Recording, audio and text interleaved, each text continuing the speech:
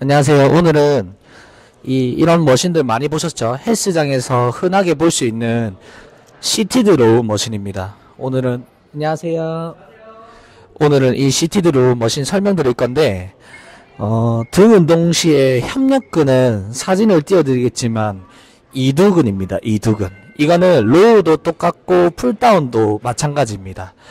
자, 가동 범위에 대한 거는 제가 항상 말씀드리지만 등 운동 시에 최대 가동 범위는, 그러니까 반복수를 이어가려면 해당 장력이 존재하는 구간에서, 즉 협력근인 이두근의 장력이 존재하는 구간에서 모멘텀이 발생되는 거리가 그 등 운동의 최대 가동 범위라고 설명드리죠. 그래서 이런 머신들을 보시면은 손잡이가 여러 가지 있고, 많은 분들이 등 상부냐 등 하부냐 이거를 좀 물어보시는데, 그거는 사실은 상안의 이 주행 방향이 결정짓습니다. 근데 그 상안의 주행 방향을 결정짓는 거는 그립이라고 생각하시면 돼요. 자, 그러면 머신을 잘 보시면, 제가 얘를 이렇게 당기면 여기를 잡을 수도 있고 여기를 잡을 수도 있겠죠. 그러면 여기를 잡게 되면 상대적으로 상안의 각도는 이런 식으로 내전되는 각도가 커집니다. 반대로 이렇게 오버그립을 잡게 되면은 상안이 외전되는 각도가 커지기 때문에 모멘텀이 어디랑 가장 뭐냐면 이 등 상부 부분하고 팔꿈치가 가장 멀어지는 구조가 되고요. 반대로 이렇게 좁은 그립을 잡게 되면은 내전되는 각도가 크기 때문에 광배근하고 등 하부 쪽 이쪽이랑 상대적으로 모멘텀이 발생된다고 생각하시면 됩니다. 풀다운도 마찬가지겠죠. 자, 물론 등 상부냐 등 하부냐는 이런 로우에서 그립의 영향을 받기도 하고, 풀다운에서도 마찬가지로 그립을 영향을 받기도 하고, 이런 풀다운과 로우의 각도 차이를 받기도 하는데, 일단 영상에서 설명드린 거는 이런 그립에 대한 각도 차이가 있다라고 알고 계시면 됩니다.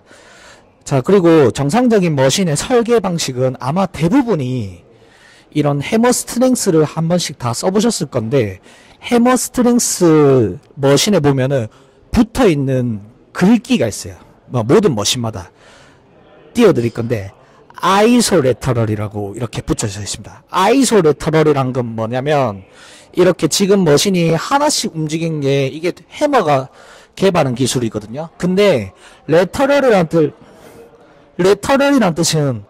우리 레터럴 레이즈 할 때 이 벌리잖아요. 이거랑 똑같아요. 즉 무슨 말이냐면 머신이 당기면 벌어진다는 뜻입니다. 벌어진다는 뜻. 자, 그러면 머신이 왜 벌어지는지 알아야겠죠. 자, 제가 앉아서 한번 해보겠습니다.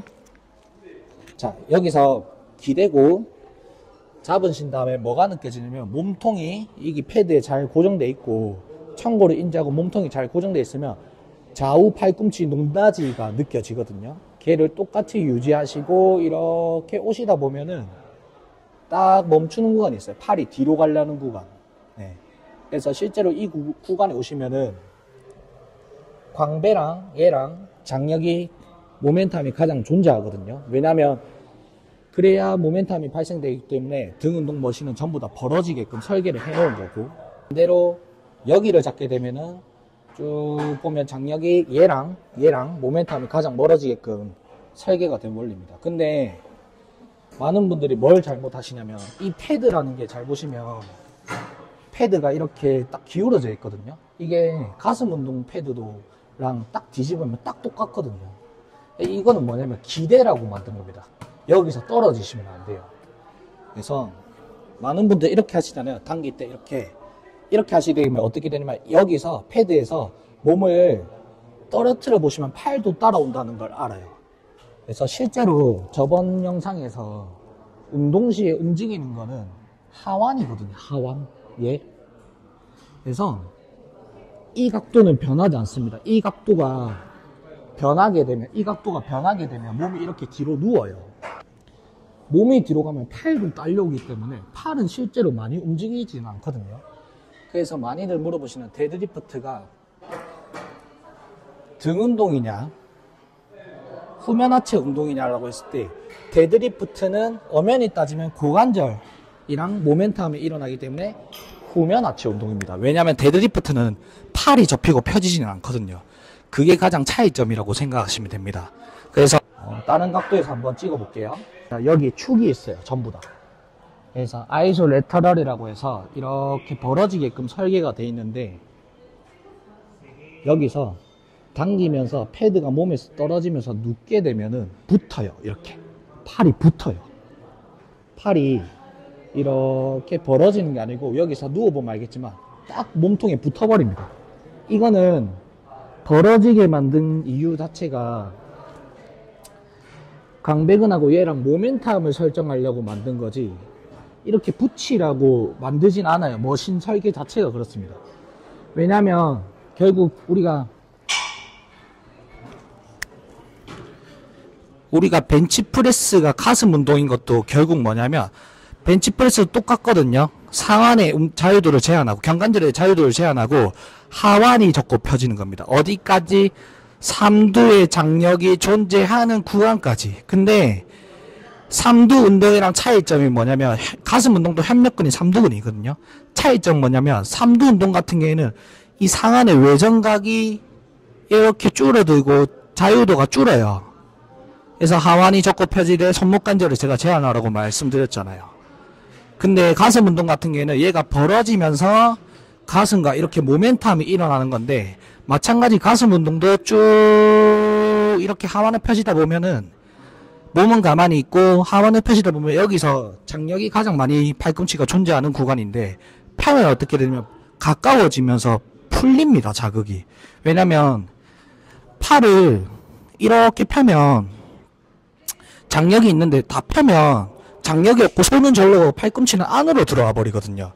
이거는 뭐냐면 모멘텀을 줄이는 거거든요. 줄이는 거. 그렇게 되면 뭐냐면 근육이 기시정지에 가까워지면서 이렇게 자극은 잘 느껴지지만은 다음번에 돌아왔을 때 하나에서 두 개는 안 된다는 겁니다. 그래서 등이 가동 범위가 중요한 건 맞거든요. 실제로 몸통을 고정해 보시고 하완은 이렇게 접어 보시게 되면, 쭉 접으시면은 손목이 돌려고 하는 지점이 있어요. 그 구간이 이두의 장력이 있는 구간이고, 반대로 이렇게 펴보시면 이두의 장력이 있는 구간, 얘랑 삼두랑 비교해 보시면 이두가 조금 더 길다는 걸 아실 거거든요. 그래서 실제로 등은 가동 범위가 중요한 건 맞아요. 근데 이두의 장력이 풀릴 때까지 놓으시면 안 됩니다. 네. 그래서 만약에 나는 등 상부 쪽을 하고 싶다라고 하시면은 이런 그립보다는 이런 그립각이 외전각도 커지고 얘랑 모멘텀이 많이 발생되기 때문에 몸통을 고정하시고 팔꿈치 몸통을 잘 이렇게 유지하시면은 팔 위치가 느껴져요. 좌우 팔 위치. 좌우 불균형 있으신 분들은 한쪽의 체간이 이렇게 밀리시는 겁니다. 그래서 몸통을 잘 고정하시고 하완을 이렇게 쭉 서로 높이를 유지하다가 접다 보면은 모멘텀 지금 가장 많이 발생되죠. 근데 여기서 패드에서 누우면 어떻게 되면 모멘텀이 줄어들면서 장력은 풀립니다. 그러면 놓을 때 이렇게 끌려갈 수밖에 없는 구조가 만들어지거든요. 그러면 다시 당길 때 다시 누울 수밖에 없어집니다. 그러면 머신이란 거는 정해진 궤적이 있거든요. 인체를 좀 이해하고 설계한 이유가 있습니다. 근데 많은 분들이 등 운동 시 뭐 외회전해라면서 이렇게 붙이잖아요. 이거는 모멘텀을 아예 안 쓰겠다는 거예요.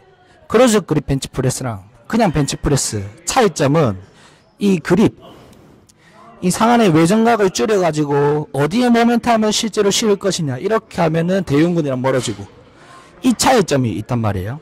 그래서 이런 그립도 잘 보면 그립이 요즘에는 웬만하면 일자로 나오진 않고 이렇게 커브드로 다 나오는 이유가 있거든요.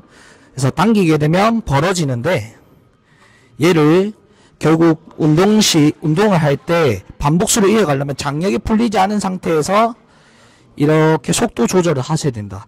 이렇게 당겼다가 놓으면 이렇게 떨어진다. 놓을 때는 무게는 쭉 올라가시면 이렇게 중력 방향으로 올라갔을 때 지금 여기서부터 떨어지려고 하기 때문에 적절히 감속을 해주셔야 되고, 좌우에 불균형이 있으신 분들은 팔을 접고 펴시는데 뭘 감시하냐면 몸통이 가만히 있을 만한 속도랑 바를 잡고 나셔서 몸을 가만히 이 청골 모양을 인지해 보시면 좌우 팔꿈치 높이가 느껴져요.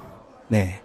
그러면 그 높이를 똑같이 수평 방향으로 유지하시면서 오시다 보면 팔이 더 뒤로 가려고 하거든요. 네. 그러면 그 전에 멈추시고 쭉 가시다 보면은 똑같이 수평 높이 유지하시면서 가는데, 가시다 보면 또 이두의 장력이 풀리려고 하는 구간이 있습니다. 네. 그 구간에서 다시 당겨 오시면 됩니다. 네. 그래서 똑같이 하다 보면은 근육은 지구력의 문제 때문에 반드시 지치거든요. 그래서 만약에 지치는데 쭉 가다 보면 멈추거든요. 여기서 멈추는데 더 가면 어떻게 되냐면 무조건 뽑혀나가고 다시 당겨질 수밖에 없어요. 왜냐하면 지쳤는데 더 가기 위해서 놔버리게 되면 몸이 딸려갈 수밖에 없거든요. 그래서 보디빌딩이라는 거는 결국에는 모멘텀을 이처럼 이용해서 반복수를 만들어내는 겁니다. 그래서 적절한 장력이 필요하고요.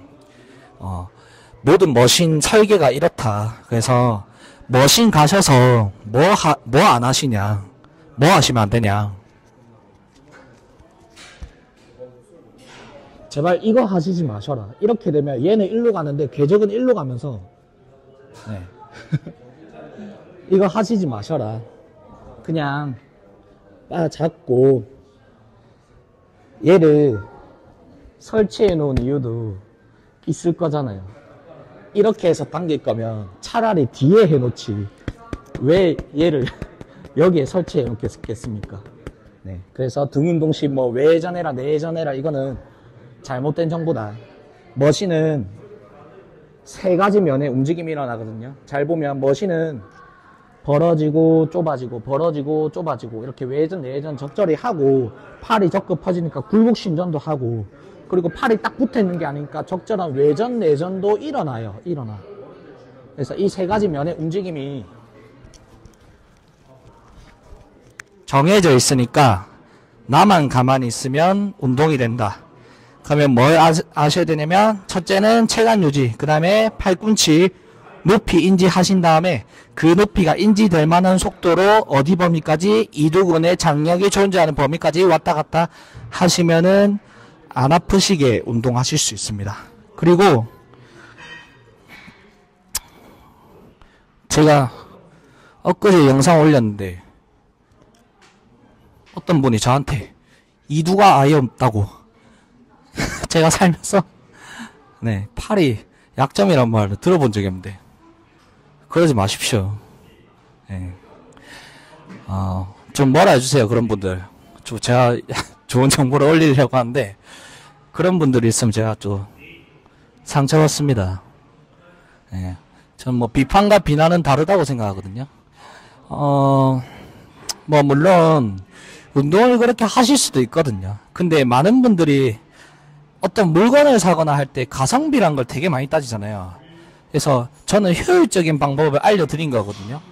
그리고 유튜브 보시는 분들이 물론 뭐 저보다 몸이 좋고 이런 선수분들은 제 걸 안 보실 수도 있겠죠. 근데 많은 분들이 그냥 헬스 초심자들 분들 보시고 헬스에 어느 정도 관심도 있으신 분들이 보시는데, 그런 특정 테크닉을 따라하기 전에 저는 머신의 원리와 왜 이렇게 만들었고 어떻게 하면 조금 안 아프고 근육을 잘 만들 수 있는지에 대해서 설명드리는 거라서 그런 특징을 가진다. 네. 그래서 불특정 다수가 보는 영상이기 때문에 이러이러한 방법도 있다라고 생각하시면 되고, 머신이라는 거는 정해진 궤적이 있기 때문에 내가 머신을 비트는 게 아니라, 내가 머신을 비트는 게 아니라, 즉 머신이 나에게 맞추는 게 아니라 내가 머신한테 맞춰야 된다. 이 부분만 잘 알고 계시면은 운동하실 때 좌우의 자극이 조금 다르거나 불편하게 운동하셨던 분들은 이 영상에 말하는 방식대로 운동을 하시게 되면, 저도 뭐 항상 사진을 띄워드리지만은 이렇게 되게 안 좋았었죠. 그래서 이렇게 운동 방법을 고치고 나니까 근육도 조금 더 잘할 수 있게 되고, 네, 뭐 체형도 조금 발라지고요. 그래서 여러 테크닉적인 움직임도 하실 수 있다. 단 이러한 반복도 하시면서 두 가지를 같이 하셔라. 그래야 좀 건강해질 수 있다. 네, 일단 뭐 건강해야 운동도 할 수 있으니까요. 자, 오늘 영상은 여기까지 하겠습니다. 감사합니다.